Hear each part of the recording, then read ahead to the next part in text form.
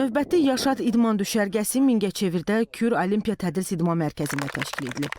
Layihənin əsas məqsədi gənclərin hərtərəfli inkişafını təmin etməklə yanaşı, yeni bilik və bacarıqlar əldə etmələrinə dəstək olmaq, idmana marağı artırmaq, eyni zamanda asudə vaxtlarını səmərəli təşkil etməkdir.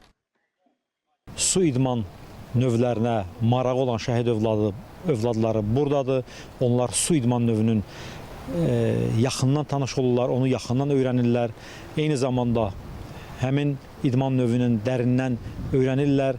Ən azından bugünkü nəticə odur ki, onlar öyrəndiklərini bugün həvəskar səviyyədə həmin o qayıqları sürə bilirlər. Eyni zamanda burada yığma komandanın idmançıları ilə görüşüblər. Biz hesab edirik ki, bu cür sosial layihələr hər zaman mütəmadi şəkildə həyata keçirilməlidir.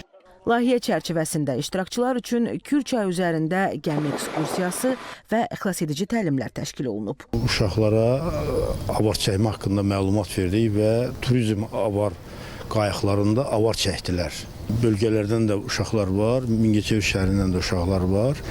Biz Mingəçevir şəhərində olanları dəvət elədik ki, ha vaxt istəyirsiniz, asudə vaxtınızda gəlin, avar çəkmə idmanı ilə məşğul olun. Biz qayıq sürməyi, üzüçülüyə getməyi, boks etməyi, futbola, gəmiyə minməyi. Sağ olsunlar ki, biz şəhid övladlarını belə əyləncəli yerlərə gətirirlər. Qayıq yarışları olur, hər gün əyləncəli keçir. Buranın mənzərəsi çox qəşəngdir.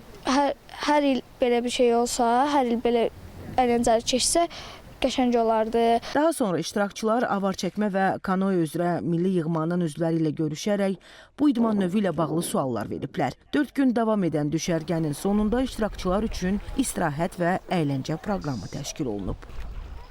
Rəşidə Zülfüqarova, Devran Cəlloğlu, ASTV xəbər.